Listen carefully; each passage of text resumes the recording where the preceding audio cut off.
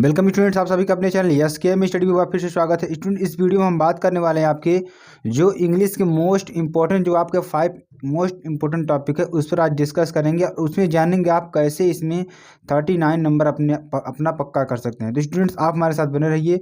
जो स्टूडेंट्स हमारे नए हैं चैनल को अगले सब्सक्राइब कर लें और जो स्टूडेंट्स हमारे पुराने हैं चैनल को शेयर कर दें और लाइक कर दें। चलिए इसमें देखते हैं topic first, topic second, topic fourth, 5 topic इसमें देखेंगे जिसमें आपको टोटल 39 नंबर मिलने वाले हैं।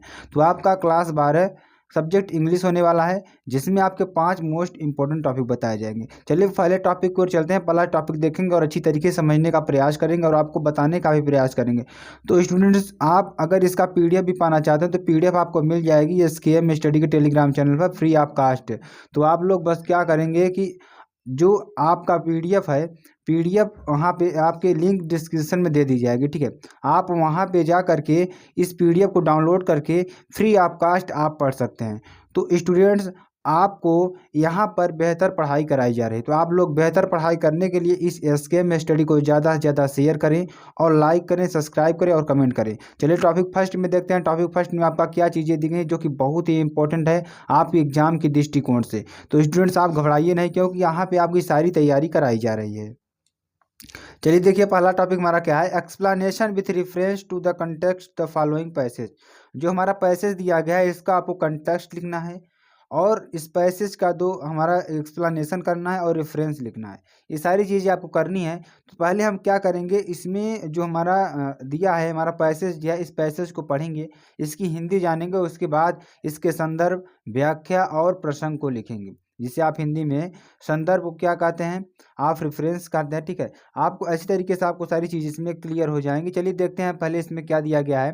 देखिए, after months of knowing him, उसे जाने हुए कुछ महीनों के बाद, आई आस्क हिज नेम, उसके नाम के लिए मैंने कहा, ठीक है। तो उसने अपना नाम क्या बताया, साहब ए आलम। क्या बताया, साहब ए आलम। ही अनाउंसेस, उसने क्या कहा कि मेरा नाम क्या है, साहब ए आलम है, ठीक है। तो उसके बाद he does not know about it means, यानी कि वह इसका मतलब नहीं जानता था, यानी अपने नाम का मतलब वह नहीं जानता था, लेकिन यह जानता था कि मेरा नाम क्या है, साहब ए आलम है। उसके बाद चलिए आगे देखते हैं आगे क्या है। If he new it's meaning Lord of the universe he would have a hard time believing it. इसका मतलब क्या हुआ कि इसका मतलब वह यह जानता था कि इसका मतलब क्या होता है, भगवान को जानता था, कि यहाँ उसका मतलब क्या हुआ, भगवान को जानता था, ठीक है। उसे इस पर क्या होता था कि जैसे कि भगवान को जानता था, ही would have a hard time believing it. उसे क्या हो रहा था कि भगवान पर विश्वास करने में बहुत क्या हो रहा था, कठिनाई हो रही थी। उस समय उसे क्या हो रहा था कि भगवान पर विश्वास करने पर उसे बहुत कठिनाई हो रही थी, ठीक है। Un un unaware of what his name represents, वह क्या था कि अनअवेयर यानी कि अपरिचित था, of what his name represent, जो उसका नाम रिप्रेजेंट किया रहा था उस नेम से वह क्या था, अपरिचित था, ठीक है। आगे चलते हैं, आगे देखिए। He he roams the streets with his friends. तो आगे क्या है देखिए, आगे हमारा क्या है कि he roams the streets with the friends, अपने वहाँ दो दोस्तों के साथ क्या हुआ, स्ट्रीट्स गलियों में अपने दो दोस्तों के साथ, an army of the barefoot boys who appear like the morning, ठीक है। सुबह अपने दो दोस्तों के साथ उन गलियों में क्या हुआ, घूमने गया। हु देखिए, and this appear at noon, और जो कि यानी कि वहाँ पर जो दोपहर में क्या हो जाते थे, गायब हो जाते थे, ठीक है। उसके बाद ओवर द मंथ, एक महीने में, ठीक है, एक महीने में वह उस गली में 2 बार जाते थे, वहाँ पर कुछ चिड़ियों का झुंड देखते थे, ठीक है। और उसके बाद वे सुबह आते थे और दोपहर में क्या होते थे, गायब हो जाते थे। उसके बाद देखिए, I have come to recognise each of them, उन सभी को मैं यहाँ पर क्या रिकॉग्नाइज यानी कि एक तरीके से पहचानने के लिए आया था। तो चलिए देखते हैं अब इसका जो रेफरेंस और कंटेक्स्ट से सारी चीज़ इसमें जानेंगे और अच्छी तरीके से समझने का प्रयास करेंगे, आपको भी समझाने का प्रयास करेंगे। अब देखिए रेफरेंस में क्या होता है, रेफरेंस हमारा क्या होता है, संदर्भ होता है। इसे हिंदी में क्या कहते हैं, संदर्भ होता है। तो संदर्भ लिखेंगे, संदर्भ में हमें क्या मालूम होना चाहिए, दो चीज़ें हमें मालूम होनी चाहिए। संदर्भ में हमें पाठ का नाम यानी लेसन का नाम और लेसन के राइटर का नाम हमें मालूम होना चाहिए। तो चलिए देखते हैं इसमें जो हमारा लेसन है, लेसन का क्या नाम है और राइटर का क्या नाम है। तो देखिए रेफरेंस में क्या लिखेंगे, the given passage has been taken from the chapter, यानी कि द गिवन पैसेज, जो पैसेज हमारा दिया गया है, has been taken from the chapter last spring, last spring नामक पाठ से लिया गया है। उसका रिटेन बाय अनीस जंग, यानी कि अनीस जंग द्वारा लिखा गया है। ठीक है, आगे चलते हैं। आगे देखिए कंटेस्ट मीन्स क्या होता है, हमारा प्रसंग होता है। क्या होता है, प्रसंग लिखेंगे, प्रसंग को जानेंगे कैसे प्रसंग लिखा जाता है। तो देखिए प्रसंग को जानने के बाद हम समझ जाते हैं कि इस चैप्टर में हमें क्या लिखना है, क्या देना है, सारी चीज़ इसमें हमें क्लियर हो जाती है। अब देखिए इन दिस पैसेज, यानी कि इस पैसेज में, इस पैसेज में author the meanings of Saheb, Saheb की मीनिंग को समझाता है। Name and about the recognisation, उसकी यानी उसके नाम के बारे में बताता है और उसकी जो इच्छा थी उस सब उसके बारे में बताता है। ठीक है, अब चलिए इसमें देखते हैं एक्सप्लेनेशन। एक्सप्लेनेशन की बात करते हैं। एक्सप्लेनेशन की मीन्स क्या होता है, व्याख्या। अब इस जो पैसेज है हमारा, अब पैसेज का हम क्या करेंगे, व्याख्या करेंगे और अच्छी तरीके से समझने का प्रयास करेंगे। देखिए the author is telling in this passage, यानी दो लेखक था, लेखक जो था, जो हमारा लेखक था या लेखिका जो क्या कहती थी इस चैप्टर के बारे में, टेलिंग इन दिस पैसेज, इस पैसेज में क्या बता रही हैं कि the knows the boy Saheb for many days and them she ask him name and she finds it, यानी कि वह कई महीनों से उसका नाम जानती हैं और फिर उसका नाम पूछती हैं। ठीक है, यानी कि वह कई दिनों से जानती हैं और फिर उसका नाम पूछती हैं, यानी कि उस जो लड़का था वहाँ पर उसको कई महीने से जान रही थी लेकिन उसका नाम नहीं जान रही थी। वही नाम पूछने के लिए उन्होंने क्या कहा, उससे नाम पूछने के लिए कहा। ठीक है, उसके बाद क्या कहता है, उसने अपना नाम क्या बताया, साहब ए आलम। पूछने के बाद उसने अपना नाम क्या बताया, साहब ए आलम नाम बताया। ठीक है, अब आगे चलते हैं, आगे पढ़ते हैं, आगे पढ़ने का प्रयास करते हैं, अच्छी तरीके से समझाने का प्रयास करते हैं। तो देखिए साहब is an illiterate and young boy. ठीक है, साहब क्या था, एक अनपढ़, यानी इलिटरेट मीन्स क्या होता है, अनपढ़ है, एक अनपढ़ लड़का था जो कि, ठीक है, जो कि एक जवान और अनपढ़ लड़का था। ठीक है, he does not know the meaning of his name, वह अपने नाम की मीनिंग को नहीं जानता था, वह अपने नाम की मीनिंग को नहीं जानता था। उसका देखिए द आथर इमेजिन्स, यानी लेखक ने कल्पना किया, दैट कि इट साहब would know the meanings of his name Lord of the universe, यानी कि उसके नाम का जो मतलब है संसार का मालिक, यानी कि पूरे विश्व का जो मालिक होता है उसके नाम का मतलब वही होता है। He would not be able to believe, वह इसमें विश्वास नहीं कर रहा था, वह इस पर क्या होता है, विश्वास नहीं कर रहा था। ठीक है, उसका चलते आगे चलते हैं। ही इज टोटली अनअवेयर, उससे यहाँ बिल्कुल भी अपरिचित था और अननोन, अज्ञात था, अपने नाम से बिल्कुल भी वह परिचित नहीं था और उससे क्या था, अज्ञान था। Of the meaning of his name he wonders, यानी जो उसका नाम था, जो उसका नाम था वो उससे क्या था, वंडर्स, यानी वह आश्चर्य था, ठीक है, आश्चर्यचकित था अपने नाम से। आगे चलते हैं, आगे देखते हैं।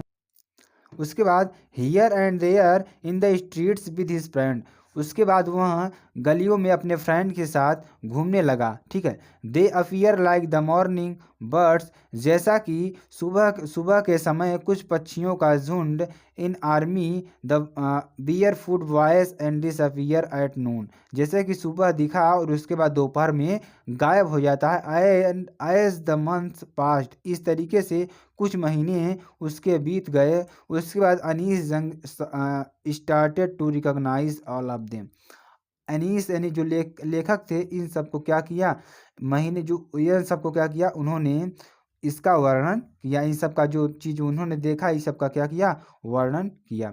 चलिए आगे देखते हैं, आगे हमारा क्या दिया गया जो कि बहुत ही इंपॉर्टेंट है, आपको अच्छी तरीके से बताने का प्रयास किया जा रहा है और समझाने का प्रयास किया जा रहा है।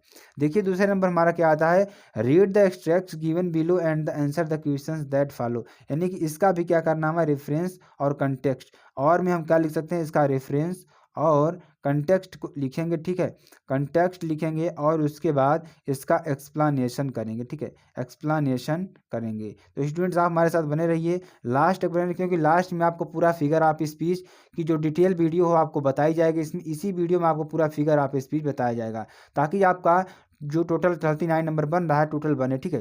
तो यहाँ पे आपको छोड़कर जाना नहीं है, क्योंकि लास्ट तक बने रहना है। इसका पीडीएफ भी आपको मिलेगा, जो कि एसकेएम स्टडी के टेलीग्राम चैनल पर आपको मिलेगा।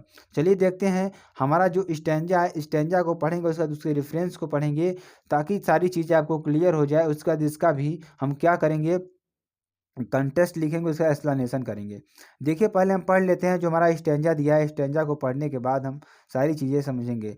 Driving for my parents home to Cochin last Friday morning, I saw my mother beside me, doors open, mouthed, her face a scene like that of a corpse pain, and realized with that she was as old she looked. अब इसका हम आपको पहले हिंदी बताते हैं, उसके बाद इसका रेफरेंस बताएंगे, उसके बाद इसका एक्सप्लेनेशन, सारी चीज़ें इसमें आपको क्लियर हो जाएगी। तो स्टूडेंट्स आप हमारे साथ बने रहिए, लास्ट तक बने रहिए, क्योंकि सारी चीज़ इसमें आपको क्लियर होंगी और अच्छी तरीके से बताने का प्रयास किया जाएगा। तो स्टूडेंट्स पहले इसका हम मतलब समझते हैं। देखिए इसमें जो आपका दिया गया है, जो हमारा स्टेंजा दिया गया, इस स्टेंजा का पहले हम अर्थ समझते हैं क्या कह रहा है, उसका इसका रेफरेंस और कंटेक्स्ट पढ़ेंगे।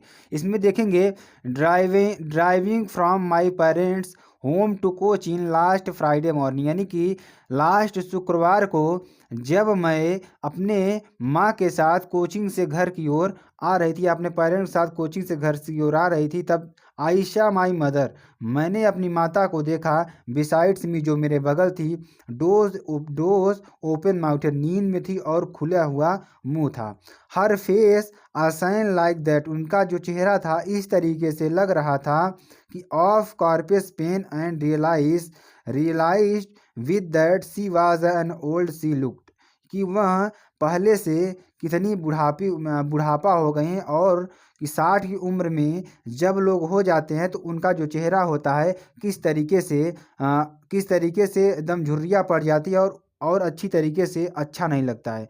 तो ये सब चीज़ें वो अपने मन में रियलाइज़ कर रही हैं अपनी माँ को देख करके। तो बस इस स्टेंजा में यही चीज़ कहा गया है। अब इसके जो रेफरेंस है, रेफरेंस को समझेंगे और अच्छी तरीके से समझने का प्रयास करेंगे।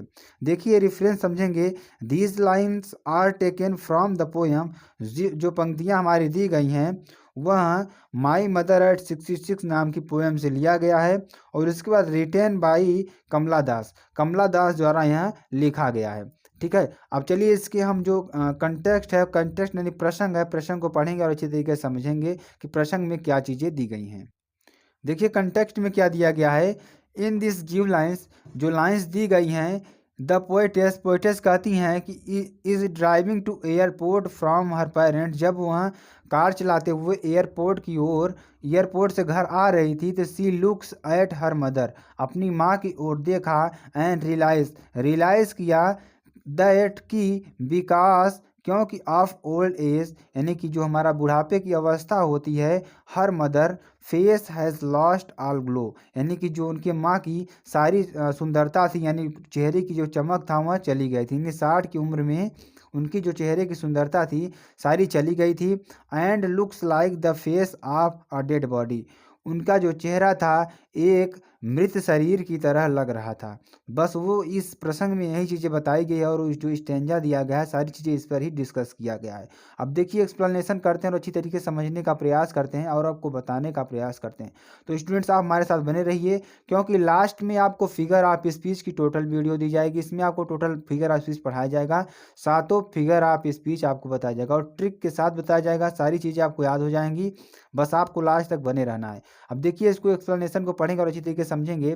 The poetess had gone to visit her parents home near Cochin, जब लेखिका had gone to visit her parents, अपने पेरेंट्स के साथ क्या हो रही थी, घर से, यानी कि होम नियर कोचिंग, ठीक है, यानी कि अपने घर के समीप एक कोचिंग नाम स्थान है। ऑन फ्राइडे मॉर्निंग, शुक्रवार की सुबह शुक्रवार की सुबह जब वह अपने घर से यानी कि एयरपोर्ट से घर की ओर आ रही थी गाड़ी चलाकर, तब उसने क्या देखा, सी वाज रिटर्निंग, जो वापस आ रही थी, तो on her way to the airport, airport की तरफ देखा, she noticed her mother sleeping besides her in the car, जो उनकी माता जी थी वो उनके उनके बगल में बैठ कर क्या होती सो रही थी, ठीक है, सो रही थी। हर माउथ वाज ओपन, उनका मुंह खुला हुआ था।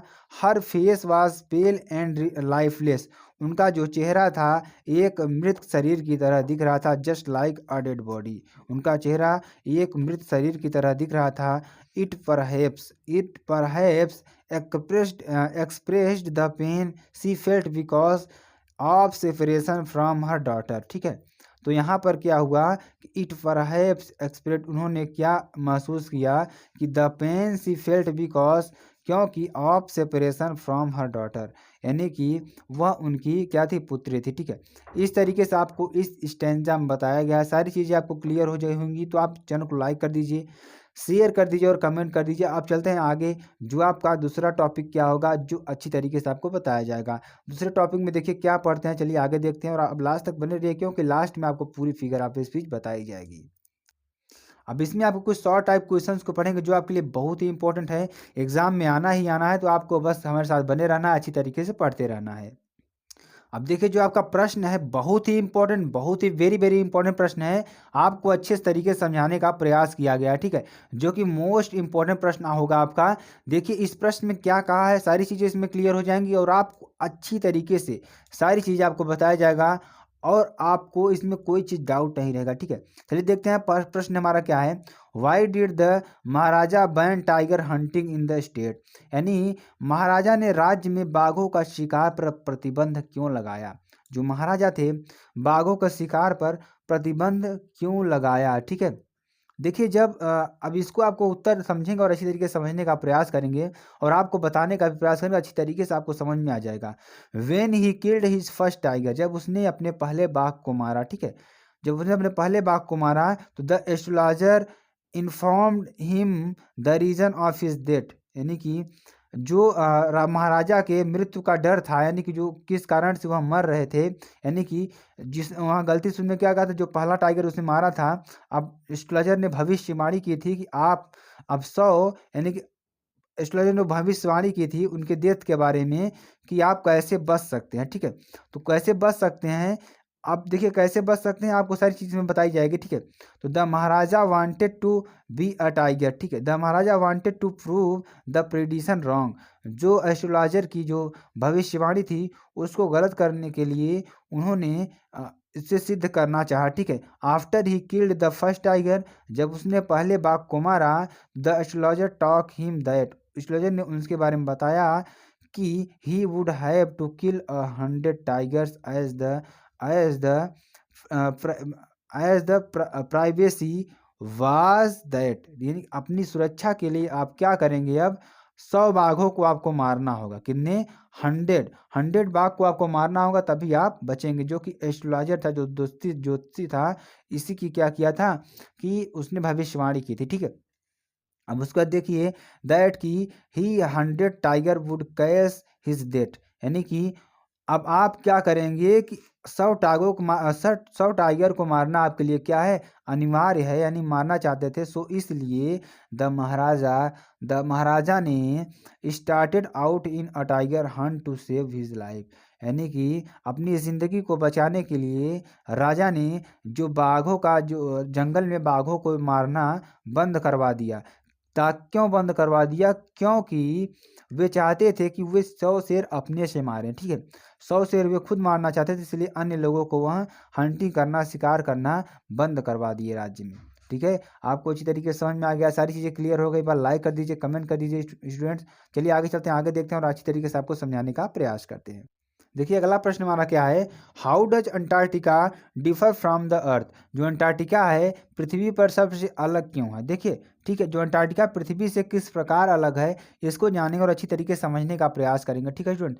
दे has never been a human existence on Antarctica, यानी कि यह ह्यूमन बीन एक्सटेंस, ठीक है, ऑन अंटार्कटिका का जो ह्यूमन बींग है, जो मानव विचार है उस पर क्या है, देखिए there is a 24 astral light on the planet, यानी कि इस पे 24 जो एस्ट्रल लाइट है, यानी कि 24 astral light on the planet, यानी कि जो 24 आवर्स यानी कि 24 घंटा इस पर क्या पड़ता है, इस प्लेनेट पर प्रकाश पड़ता है। The visual scale range from microscopic to the mighty and different phenomena. यहाँ एक क्या प्रकार एक अलग प्रकार का क्या है, फिनोमिना है। माइक्रोस्कोपिक अलग प्रकार का क्या है, फिनोमिना है। देयर आर नो ट्रीज, यहाँ पर कोई पेड़ नहीं है। नो बिलबोर्ड, कोई बिलबोर्ड नहीं है। नो बिल्डिंग्स, कोई बिल्डिंग्स नहीं है। Only vast stretches office can be seen all around, उसके चारों ओर इस प्रकार से देखा जा सकता है। जो अंटार्कटिका है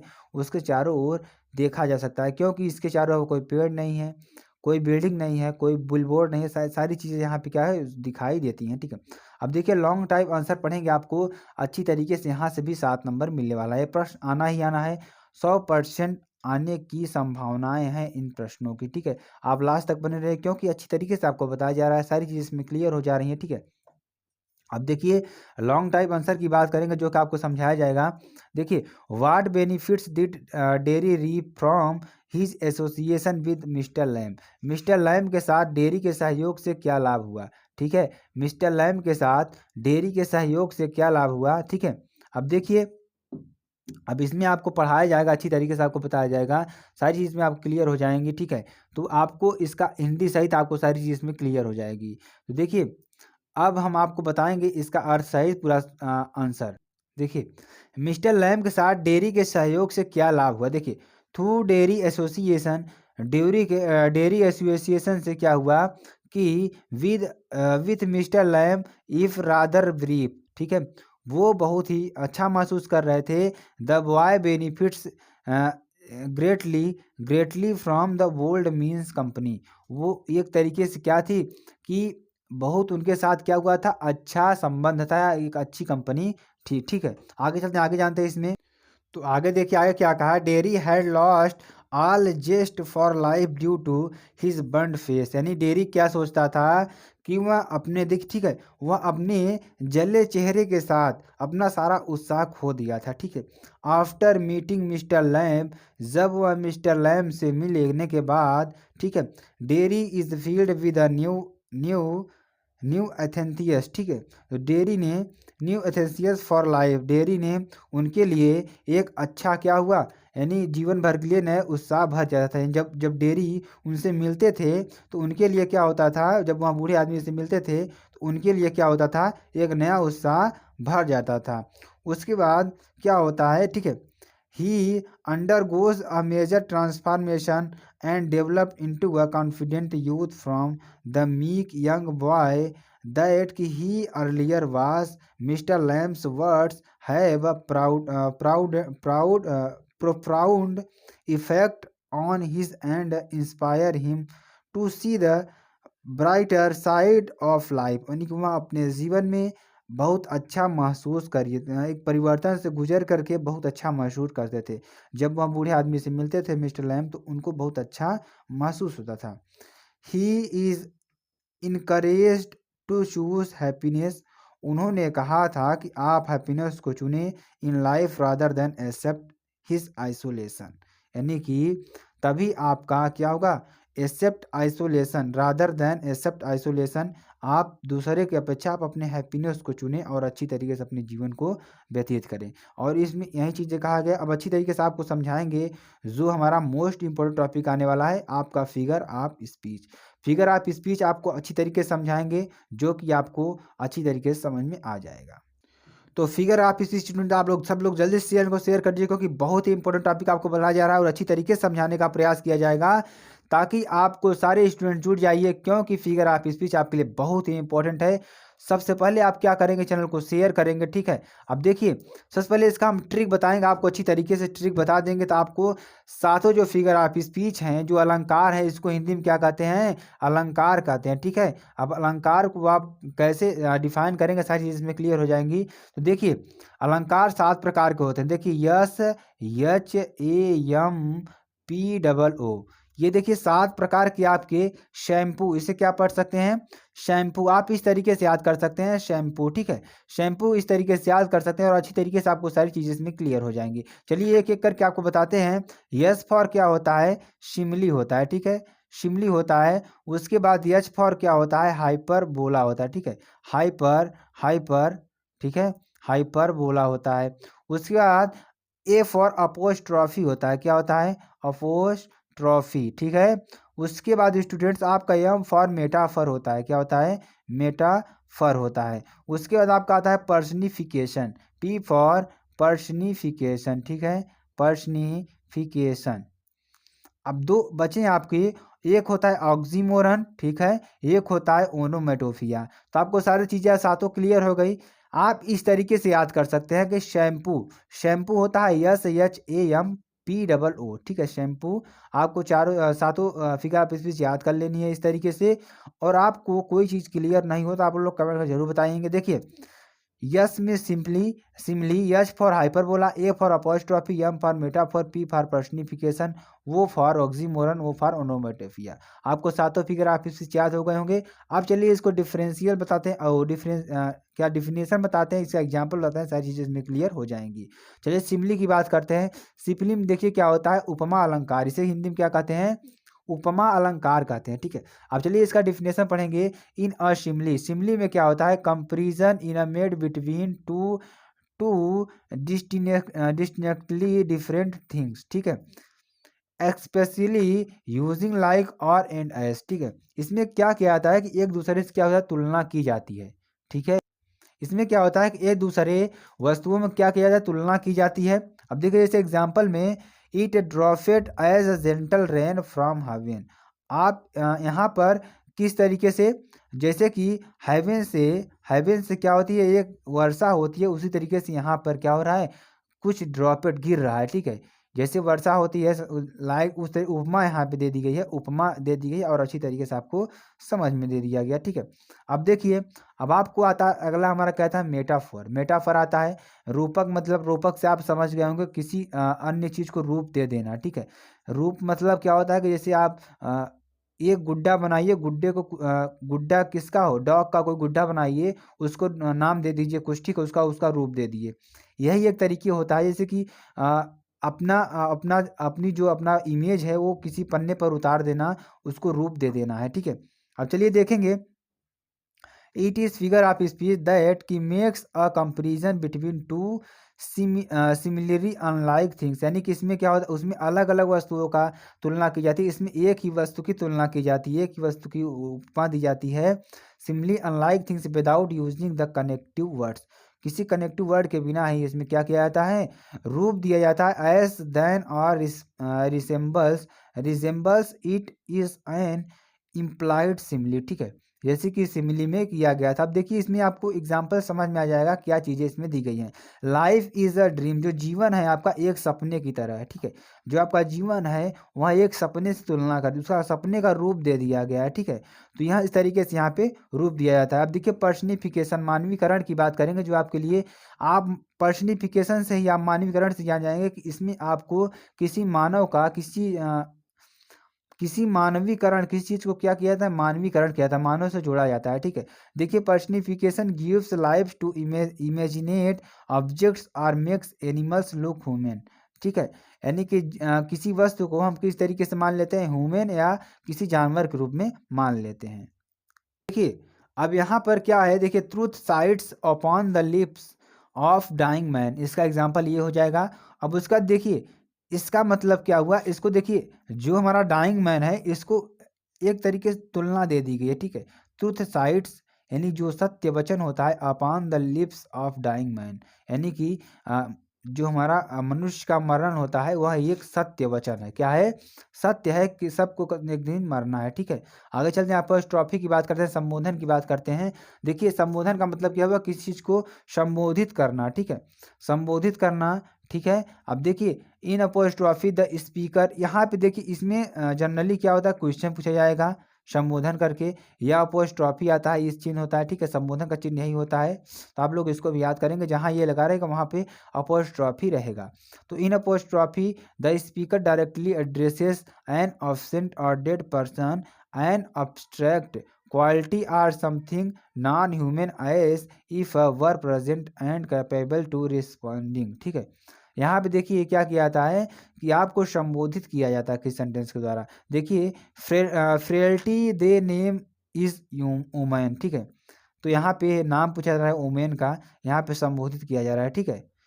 अब आगे चलिए, आगे देखते हैं हाइपरबोला अतिशयोक्ति, जिसमें आप किसी बात को बहुत बढ़ा चढ़ाकर बात करते हैं, उससे क्या कहते हैं, हाइपरबोला कहते हैं। देखिए it used as a great extraction, यानी कि यहाँ पे बहुत किसी बात को बढ़ा चढ़ाकर बात की जाती है, जैसे कि river of blood flow in the battle, यानी कि इस युद्ध में खून की नदी बह गई। कभी ऐसा हो सकता है कि कहीं पर युद्ध हो और खून की नदी बह जाए, ठीक है, नदी नहीं बह सकती है, जमीन भीग सकती है। तो यहाँ पर बहुत ज़्यादा अतिशयोक्ति हो गई है, ठीक है। आगे चलते हैं, आगे देखते हैं कौन सा हमारा फिगर ऑफ स्पीच होगा। अब देखिए इसमें क्या है, विरोध होगा, एक दूसरे की क्या होगा, विरोध होगा, और यहाँ पे विरोधाभास होगा, ठीक है। अब देखिए it used when two terms are combined that ordinary uses are contradictory, ठीक है। अब यहाँ पे देखिए दो वस्तु का क्या होगा, इसमें विरोध होगा, ठीक है। तो it he is an open secret, ठीक है। देखिए आप किसी को किसी का सेक्रेट आप ओपन करते हैं तो वह उसके प्राइवेसी के विरुद्ध होता है, ठीक है। यहाँ पे क्या होता है, विरोधाभास हो रहा है, ठीक है। आप किसी का सेक्रेट बताएंगे तो वहाँ विरोधाभास होगा। ओनोमेटोपिया की बात करेंगे, इसमें देखिए किसी का ध्वनि सुनाई देगा, ठीक है। वहाँ ध्वनि की, कहीं पर ध्वनि की बात आती है तो वहाँ पर ओनोमेटोपिया होता है। देखिए the use of word whose sound limitations और सजेस्टेड इट्स मीनिंग, यानी कहीं पे साउंड हो तो वहाँ पे क्या होता है, ओनोमेटोपिया होता है। जैसे कि I chatter chatter as I flow to join the brimming river, ठीक है। जो नदी का जो बहाव होता है वहाँ कैसा चैटर चैटर सुनाई देता है, यानी कि, ठीक है। तो यहाँ पर नदी की ध्वनि की बात की जाए। तो स्टूडेंट्स आपको वीडियो कैसी लगी आप कमेंट कर जरूर बताइएगा। सारी चीज़ें आप लिख कर पढ़ लीजिए क्योंकि सारी चीज़ें क्लियर हो गई हैं। तो स्टूडेंट्स आपको वीडियो कैसी लगी कमेंट कर जरूर बताइएगा। फिर मिलते हैं नेक्स्ट वीडियो में। जय हिंद, जय भारत।